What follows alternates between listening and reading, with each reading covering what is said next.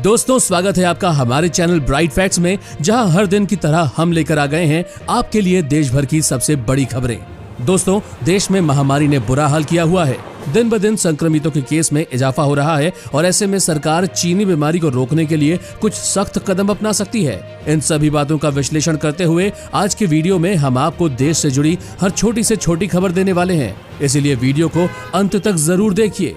इसी के साथ बात करते हैं चीनी बीमारी से संक्रमितों के आंकड़ों की। तो पूरे देश में पिछले 24 घंटे में 10,000 मरीज बढ़े हैं। अब तक देश में 3,43,000 केस हो चुके हैं और अब तक 9,919 लोगों की मौत हो चुकी है और ये आंकड़े हर घंटे बढ़ रहे हैं। इसी के साथ चलते हैं आज की ताजा खबरों की तरफ। आज आप देखेंगे पीएम मोदी करेंगे सभी राज्यों के मुख्यमंत्रियों से बात, महामारी का निकालेंगे हल और पान गुटखा तंबाकू हो सकते हैं बैन, सरकार के कड़े आदेश। इसी के साथ दोस्तों, चीन और भारत के बीच मामला गड़बड़ाता हुआ दिख रहा है, बन रहे हैं युद्ध के आसार। जानिए पूरा मामला। साथ ही साथ एक बार फिर से आ रही है टिड्डी दल, इस राज्य में होगा हमला। आगे देखेंगे दोस्तों, इस देश की चीनी बीमारी की दवाई तैयार, मरीजों का इलाज हुआ शुरू। सभी खबरों को विस्तार से जानने के लिए वीडियो को देखते रहिए दोस्तों। लेकिन उससे पहले इस वीडियो को बनाने में मुझे बहुत मेहनत लगती है और इस मेहनत के लिए वीडियो को आप एक छोटा सा लाइक जरूर कर दें। बिना देरी के लिए चलते हैं आपको हमारी आज की सबसे पहली खबर की तरफ। पीएम मोदी करेंगे सभी राज्यों के मुख्यमंत्रियों से बात, महामारी का निकलेगा हल। भारत में महामारी के बढ़ते मामलों के बीच प्रधानमंत्री नरेंद्र मोदी आज और कल बुधवार को अलग अलग राज्यों के मुख्यमंत्रियों से बात करेंगे। मोदी आज दोपहर को 21 राज्यों और केंद्र शासित प्रदेशों के मुख्यमंत्रियों, उपराज्यपालों और प्रशासकों से बातचीत करेंगे। इनमें पंजाब, केरल, गोवा, उत्तराखंड, झारखंड, पूर्वोत्तर के राज्य और कुछ केंद्र शासित प्रदेश शामिल हैं। देश में महामारी के बढ़ते मामलों के बीच 2 दिनों की डिजिटल बैठक होने जा रही है। मुख्यमंत्रियों के साथ प्रधानमंत्री की यह 6ठी बैठक होगी। इससे पहले इस तरह की बैठक 11 मई को हुई थी। बता दें कि देश में सोमवार को महामारी के 11,000 से अधिक मामले सामने आए, जिससे कुल संक्रमितों की संख्या 3,32,000 हो गई, जबकि 325 और लोगों की मौत के साथ मृतकों की संख्या 9,520 हो गई है दोस्तों। साथ ही जाने पान गुटखा तंबाकू हो सकते हैं बैन, सरकार के कड़े आदेश। दोस्तों, महामारी के चलते देश में संक्रमण की दर तेजी से ऊपर जा रही है। वहीं इसी के साथ पान गुटखा तंबाकू चबाने वालों के लिए एक बुरी खबर है। चीनी बीमारी के रोकथाम के लिए सरकार जल्द ही पान गुटखा और तंबाकू को बंद करने का फैसला कर सकती है। इसके पक्ष में कई राज्यों के मुख्यमंत्री भी सामने आए हैं। पान गुटखा तंबाकू चबाना केवल आपकी सेहत के लिए ही हानिकारक नहीं, बल्कि अब ये दूसरों की सेहत के लिए भी हानिकारक हो सकता है। बता दें दोस्तों कि पान गुटखा चबाकर सार्वजनिक स्थलों पर थूकने वाले लोगों के लिए पहले ही कड़े नियम निकाल दिए गए हैं। यदि ऐसा करते कोई दिखा तो उस पर कड़ी कार्यवाही होने के आदेश भी दिए गए हैं। इसके बावजूद भी काफी सारे लोग लापरवाह हैं और इसी को देखते हुए सरकार जल्दी ही पान गुटखा जैसे हानिकारक पदार्थों को बैन कर सकती है। जब तक भारत में चीनी बीमारी का वैक्सीन नहीं आ जाता, तब तक इस तरह के पदार्थों का सेवन करने के लिए सरकार कानून तैयार करेगी। इसी के साथ दोस्तों, इस चैनल पर हम आपको देश और दुनिया भर की सबसे बड़ी खबरें सबसे पहले बताते हैं। अगर आपको भी दुनिया भर की खबर सबसे पहले चाहिए तो इस चैनल को बिना भूले नीचे दिए लाल बटन को दबाकर सब्सक्राइब जरूर कर दें और बेल आइकन को भी प्रेस कर दें। अब जानते हैं आज की बड़ी और चौंका देने वाली खबर। सीमा पर भारत और चीन के बीच हुई भीषण टक्कर, दोनों ओर के कई सैनिक शहीद। भारत चीन सीमा विवाद अब बड़ा रूप लेता जा रहा है दोस्तों। सोमवार रात लद्दाख की गालवन वैली में दोनों देशों के सैनिकों के बीच हिंसक झड़प हो गई। इसमें भारत के 1 कर्नल और 2 जवान शहीद हो गए। जो कर्नल शहीद हुए वे इन्फेंट्री बटालियन के कमांडिंग ऑफिसर थे, जबकि चीनी सेना के भी कई सैनिकों के मारे जाने की सूचना है। भारतीय सेना ने बताया कि लद्दाख के गलवान घाटी में चीनी सैनिकों के साथ हुई हिंसक झड़प में दोनों तरफ से सैनिक मारे गए हैं। भारत चीन सीमा पर 45 साल यानी 1975 के बाद से ऐसे हालात बने हुए हैं। जब भारत के जवानों की शहादत हुई है तो चीन ने उल्टा भारत पर बॉर्डर क्रॉस करने का आरोप लगाया है। एक न्यूज एजेंसी के मुताबिक चीन के विदेश मंत्रालय ने कहा कि भारत एक तरफा कार्यवाही न करे, नहीं तो बढ़ेंगी मुश्किलें। चीन ने भारत पर बॉर्डर क्रॉस करने का भी आरोप लगाया है। वहीं एक बार फिर से आ रहा है टिड्डी दल, देश में मचेगी तबाही। राजस्थान, हरियाणा, पंजाब समेत कई राज्यों में किसानों की मेहनत पर पानी फेरने वाले टिड्डी दलों का एक बार फिर हमला हो सकता है। केंद्र सरकार की ओर से मंगलवार को इस संबंध में चेतावनी जारी की गई है। केंद्र सरकार के अनुसार आगे आने वाले कुछ दिनों में अफ्रीकन देशों से टिड्डी दलों की देश में घुसपैठ हो सकती है और इससे खरीफ फसलों को भारी नुकसान भी उठाना पड़ सकता है।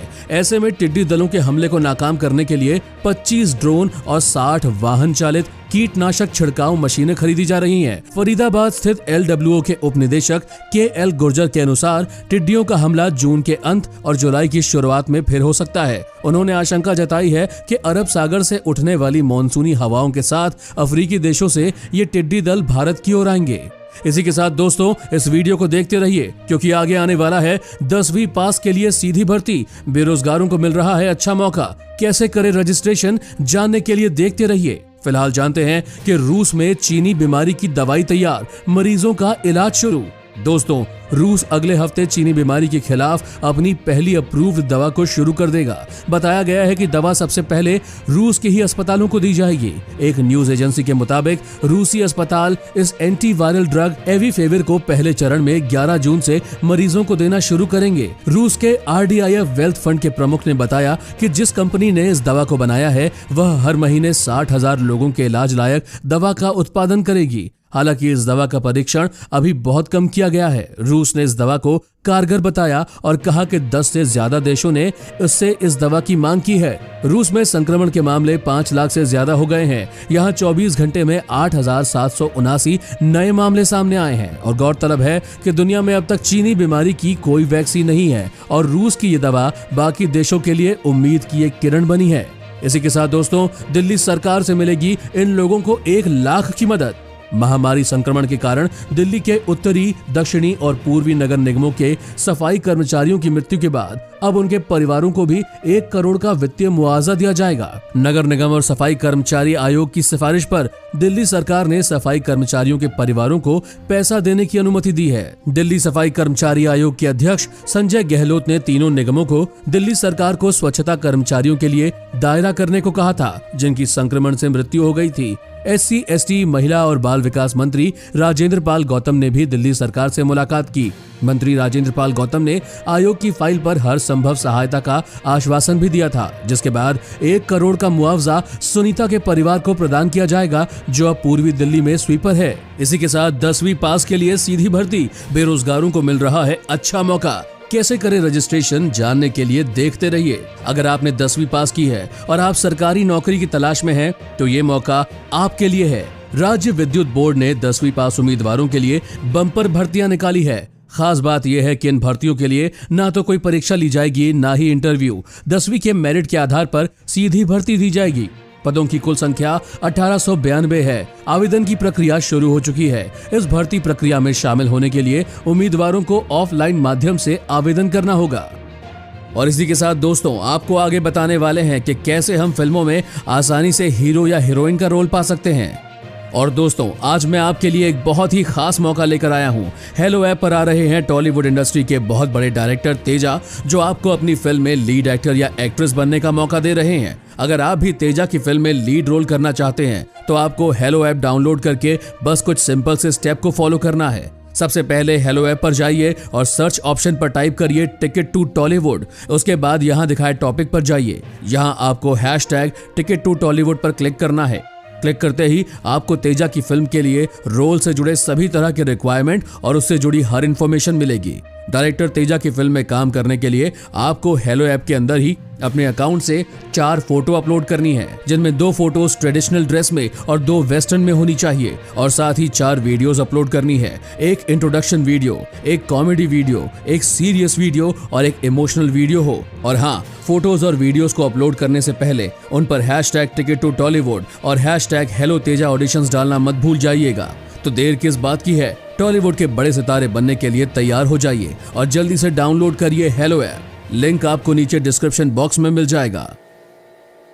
गाजियाबाद में आज से खुले होटल और रेस्टोरेंट, लेकिन नहीं परोसी जाएगी शराब। 2.5 महीने बाद गाजियाबाद के होटल और रेस्टोरेंट्स एक बार फिर खुल गए हैं। डीएम की ओर से जारी गाइडलाइंस के अनुसार होटल और रेस्टोरेंट में साफ सफाई, सैनिटाइजेशन के साथ ही साथ सिटिंग अरेंजमेंट का भी काम किया जा रहा है। 50% टेबल पर ही खाना परोसा जाएगा। पहले जहां एक टेबल पर 4 कुर्सियां लगी होती थी, उसे कम करके 2 कुर्सियां कर दी गई हैं। ऐसे ही फैमिली वाले टेबल पर अधिकतम 6 लोगों को बैठने की इजाजत होगी। बुफे सिस्टम चालू रखा जाएगा। कोई होटल के कमरे में रुका है तो रूम में ही लंच, डिनर व नाश्ते की व्यवस्था करवाई जाएगी। कैश में ट्रांजैक्शन पूरी तरह बंद रहेगा। संचालकों का कहना है कि शुरुआत में होम डिलीवरी पर ज्यादा जोर रहेगा, लेकिन हम अधिकतम रात 8:30 बजे तक अंतिम ऑर्डर लेंगे। इसके बाद ऑर्डर नहीं लिया जाएगा। वहीं शादी में रसोइया मिला चीनी बीमारी से संक्रमित, लोगों में मचा हड़कंप। देश में अनलॉक 1 के शुरू होते ही शादियों का सिलसिला दोबारा से शुरू हो चुका है और इसलिए कई राज्यों में शादियां हो रही है। इसी बीच एक ऐसा मामला सामने आया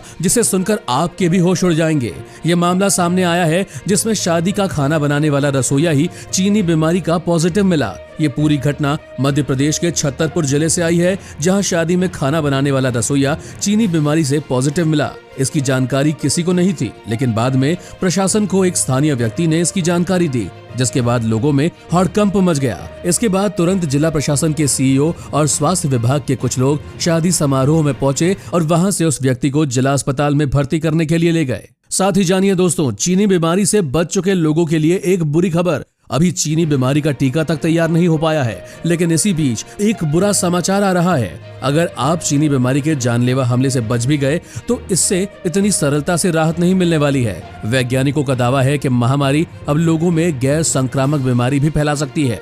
ब्रिटेन के किंग्स कॉलेज लंदन के स्टेफनी एमिल सहित सभी वैज्ञानिकों का कहना है कि अभी तक किए गए नैदानिक विश्लेषणों के अनुसार चीनी बीमारी व डायबिटीज के बीच दोहरा संबंध है। उन्होंने बताया कि महामारी से संक्रमित हुए आदमी को डायबिटीज होने की संभावना है तथा उसकी पाचन क्रिया में गड़बड़ियां हो सकती है या वो जानलेवा भी हो सकती है। उनका हालांकि ये भी कहना है कि अभी यह स्पष्ट नहीं है कि महामारी का डायबिटीज पर क्या प्रभाव होता है।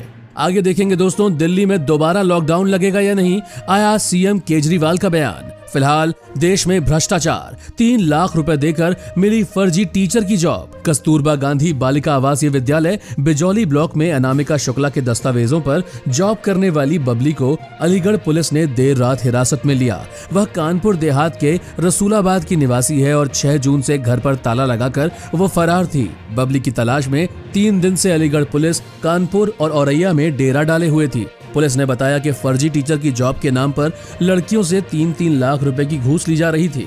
इस बात का खुलासा अलीगढ़ में अनामिका के नाम से जॉब कर रही बबीता यादव की गिरफ्तारी के बाद हुआ। वह अक्टूबर 2019 से अनामिका के नाम पर जॉब कर रही थी। उसने तो बैंक में भी अनामिका के नाम से खाता खुलवा रखा था। वहीं जाने पेट्रोल और डीजल के रेट हुए लगातार महंगे, आम आदमी पर पड़ी बुरी मार। देश के सभी सरकारी ऑयल मार्केटिंग कंपनी ने लगातार 10वें दिन पेट्रोल और डीजल की कीमतों को बढ़ा दिया है। राजधानी दिल्ली में पेट्रोल का भाव बढ़ाकर मंगलवार को 76 रुपए 73 पैसे प्रति लीटर कर दिया, जो सोमवार को 76 रुपए 26 पैसे प्रति लीटर था। वहीं डीजल का दाम 75 रुपए 19 पैसे प्रति लीटर पर पहुंच गया है, जबकि सोमवार को यह 74 रुपए 62 पैसे प्रति लीटर था। सरकारी तेल कंपनी इंडियन ऑयल की वेबसाइट पर दिए गए रेट्स के मुताबिक मंगलवार को राजधानी दिल्ली में 1 लीटर पेट्रोल के दाम 47 पैसे प्रति लीटर बढ़े हैं, जबकि 1 लीटर डीजल की कीमत 57 पैसे प्रति लीटर बढ़ी है। इसी के साथ दिल्ली में दोबारा लॉकडाउन लगेगा या नहीं, आया सीएम केजरीवाल का बयान। मुख्यमंत्री अरविंद केजरीवाल ने सोमवार को कहा कि महामारी के मामलों में लगातार वृद्धि के बावजूद दिल्ली में फिर से लॉकडाउन लगाने की कोई योजना नहीं है। केजरीवाल ने ट्वीट किया, कई लोग अटकलें लगा रहे हैं कि क्या दिल्ली में फिर से लॉकडाउन लगाने की योजना बनाई जा रही है। ऐसी कोई योजना नहीं है। 18 जून से लॉकडाउन का मैसेज वायरल हुआ तो प्रेस इन्फॉर्मेशन ब्यूरो यानी पीआईबी ने इसकी सच्चाई बताई। पीआईबी ने साफ कहा कि यह मैसेज फेक है। सरकार ने अफवाह फैलाने वालों से सावधान रहने और उन पर यकीन न करने की अपील की है। साथ ही गुजरात में हुई भारी बारिश, 1 घंटे में 5 इंच गिरा पानी। गुजरात पर बारिश मेहरबान हो रही है। पिछले 10 दिनों से गुजरात के कई इलाकों में बारिश जारी है। सोमवार दोपहर बाद गिर, सोमनाथ, जूनागढ़ व अमरेली जिले में गरज के साथ बारिश हुई। कोडीनार व अन्य ग्रामीण इलाकों में भारी उमस के बाद बरसात हुई, जिससे वातावरण में ठंडक फैल गई। ऊना में भी भारी पवन के साथ बारिश हुई। वहीं जूनागढ़ शहर व जिले में बरसात हुई। राणपुर के नागनेस गांव की भादर नदी में बाढ़ से हालात बुरे हो गए हैं। ऊना के पड़ापादर गांव में बिजली गिरने से एक पाड़े की मौत हो गई। व्याजपुर गांव में भी बिजली गिरने से 5 पशुओं की मौत की खबर है। इसी के साथ मॉनसून तेजी से उत्तर भारत की ओर बढ़ रहा है। वहीं दोस्तों, आगे नेपाल और अमेरिका से भी बड़ी खबर निकल कर आई है। जानिए विस्तार से।